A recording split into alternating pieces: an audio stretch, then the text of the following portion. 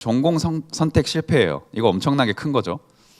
지금 여러분들이 하는 전공이 내가 전공을 잘못 선택했구나 라고 생각하는 순간이 온다고 생각해 보세요. 엄청나게 끔찍할 수 있을 거라고 생각합니다. 저는 토목환경공학과에서 세부 전공이 구조해석, 수치 해석이라는 거를 했어요. 되게 이 분야는 매우 클래식한 연구 분야거든요. 제가 연구했을 때만 하더라도 저희 학교에서 그 연구를 하는 랩이 몇 개 되지 않았습니다. 학생도 몇 명 되지 않았고요. 아마 지금쯤이면 수치 해석 쪽으로 연구하시는 연구자나 연구실이 아예 없을 거라고 생각해요.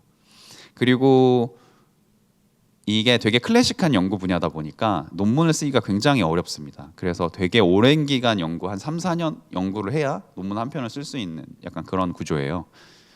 그리고 또 뭐가 있었냐면 이 건설 분야가 굉장히 잘 변하지 않고 보수적인 문화가 있습니다. 그래서 아무래도 건설의 안전성을 굉장히 중요하게 생각하는 분야다 보니까 새로운 기술이나 신연구들이 들어와도 현업에 잘 연결이 되지 않는 것들이 많이 있었어요.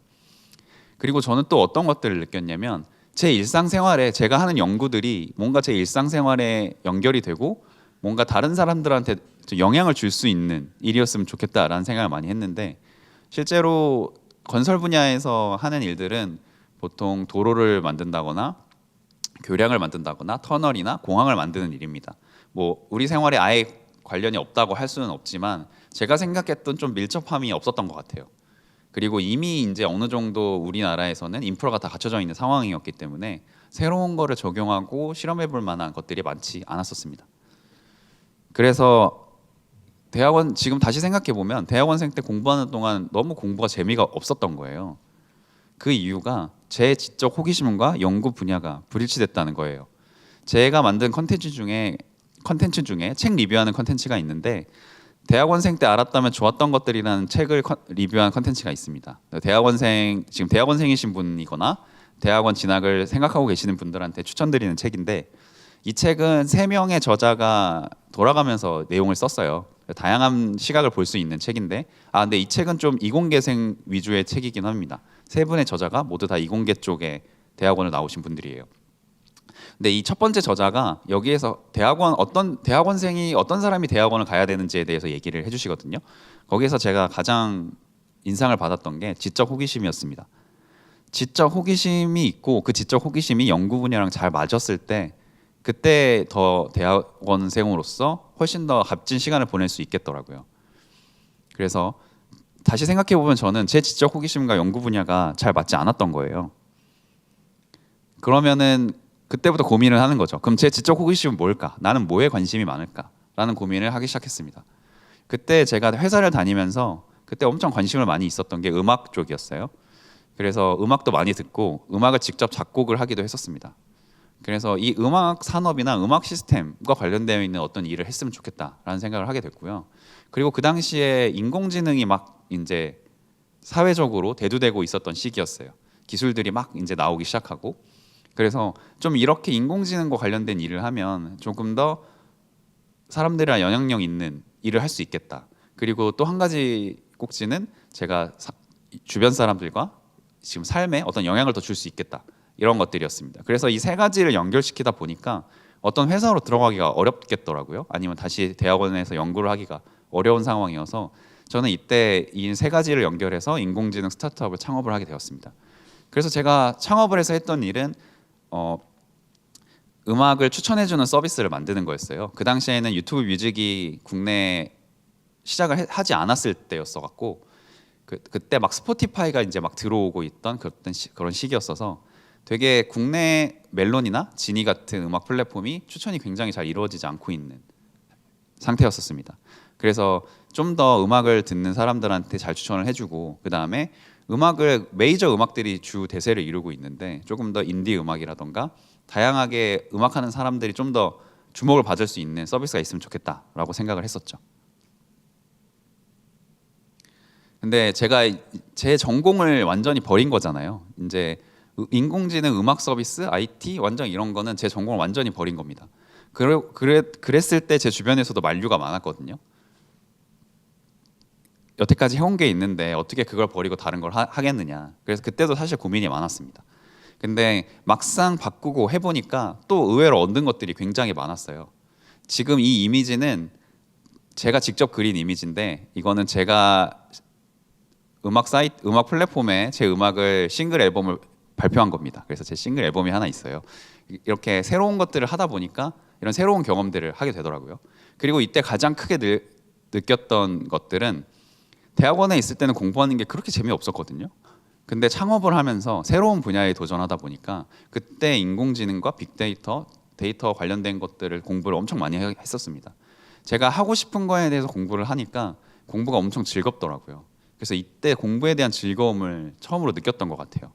그리고 또 회사에서 일을 하는 게 아니라 제가 직접 회사를 운영하는 일을 하는 거잖아요. 그랬더니 제 시각이 엄청 폭넓어졌습니다.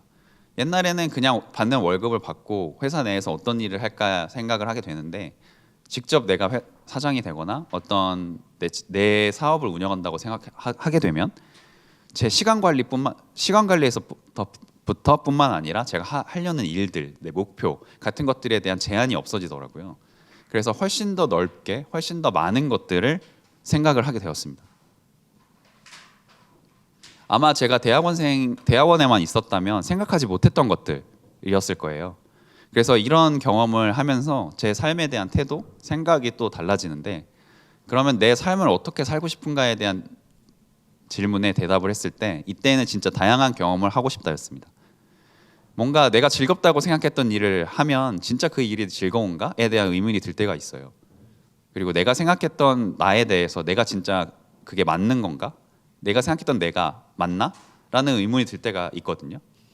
그럴 때 더 알아갈 수 있고 그런 부분을 고민할 수 있는 거는 다양한 경험을 해야 된다고 생각을 해요. 그래서 내가 해보지 않았던 더 다양한 경험을 하다 보면 내가 몰랐던 나에 대해서도 알게 되고요. 내가 좋아했던 거, 싫어했던 거를 더 구체적으로 알 수 있게 되더라고요. 그래서 나는 더 많은 경험을 해봐야 되겠다라면서 생각을 하게 되었습니다. 결국 두 번째 실패가 제 삶을 엄청나게 바꿔준 거죠.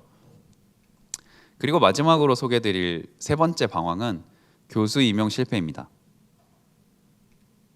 제가 박사 수료 상태에 있다가 사실 회사를 한 3년 정도 운영을 하다가 결국 이 기술 개발이랑 회사로 수익을 내는 것도 다른 거더라고요. 그래서 굉장히 어려움을 많이 겪고 회사를 그만두고 결국엔 그 시기에 다시 숙제로 생각하고 있었던 박사 졸업을 하게 됩니다.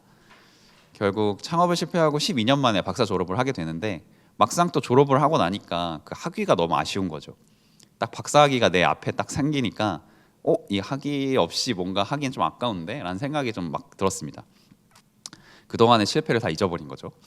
근데 하고 싶은 일은 여전히 인공지능과 관련된 일, 어떤 콘텐츠랑 관련된 일이었어요. 근데 막상 제가 이 일들을 할 수 없을 것 같은 거예요. 그래서 내 학위를 사용해서 이 일을 할 수 있는 걸 하려면 어떻게 해야 될까라는 생각을 했을 때 어떤 교수라는 직업을 하게 되면 적합하지 않을까라는 생각을 했습니다. 왜 그러냐면 교수는 다른 직업에 비해서 자기 시간이 좀 많은 직업이거든요. 그리고 자기 시간을 자기가 스스로 컨트롤할 수 있는 부분이 굉장히 많죠. 그래서 교수가 되고 교수로서 일을 하면서 나머지 시간에 내가 하고 싶은 일들을 하면서 살아갈 수 있지 않을까라는 생각을 했었습니다. 그래서 교수가 되기 위해서 박사 후 연구원 생활을 했어요. 근데 저는 토목환경공학과를 나오긴 했지만 수치 해석이나 구조 해석 쪽을 했기 때문에 만약에 교수가 되면 기계공학과 교수가 되고 싶다는 생각을 했었습니다. 그래서 기계 쪽, 항공 우주 쪽에서 박사 후 연구원 생활을 했는데요. 저는 딱 1년밖에 하지 못했어요.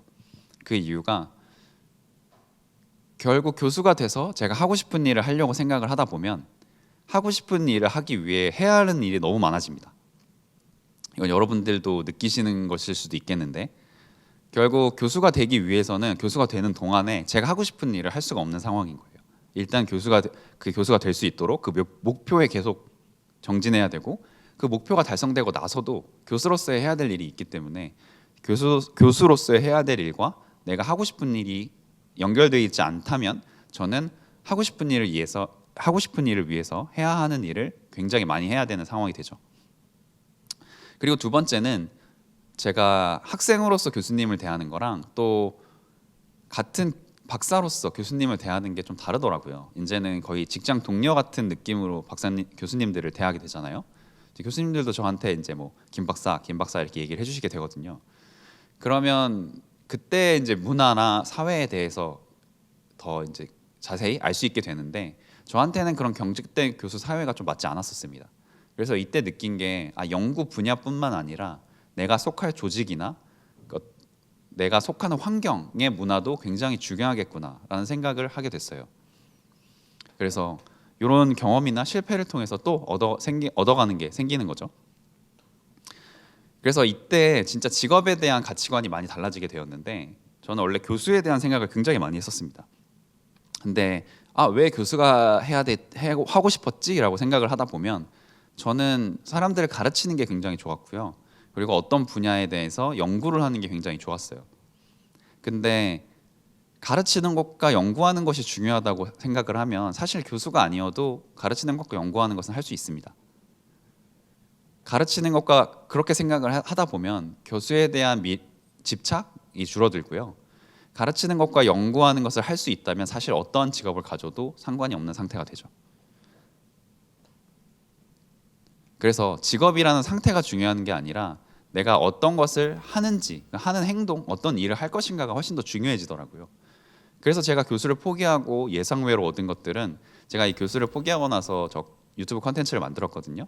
저 컨텐츠가 제 유튜브 채널에서 좀 인기 있는 컨텐츠 중에 하나입니다. 그래서 교수를 포기했지만 제 나름대로의 인기 컨텐츠를 하나 얻었고, 그리고 앞서 말씀드렸던 것처럼 직업에 대한 인식이 굉장히 많이 변했습니다. 이제는 저는 삶을 살면서 제 직업을 목표로 삼지 않아요.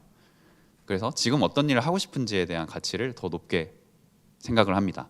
그러다 보면 아까 말씀드렸던 것처럼 하고 싶은 일을 위해서 해야 될 일이 많이 있는 상황은 현재의 가치보다 미래의 가치가 훨씬 더 많이 있는 상황이에요.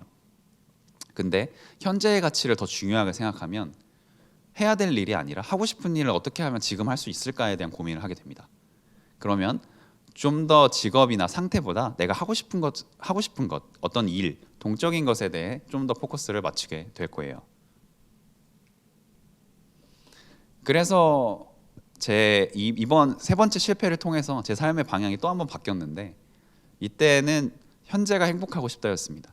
아무리 다양한 경험을 하고 아무리 제가 즐거운 일을 한다고 하더라도 지금 자체가 행복하지 않으면 의미가 없더라고요. 그래서 저는 이때부터 어떻게 하면 지금 행복할 수 있을까, 현재가 행복할 수 있을까를 굉장히 고민을 많이 하고 있습니다. 결국 제가 만약에 대학원에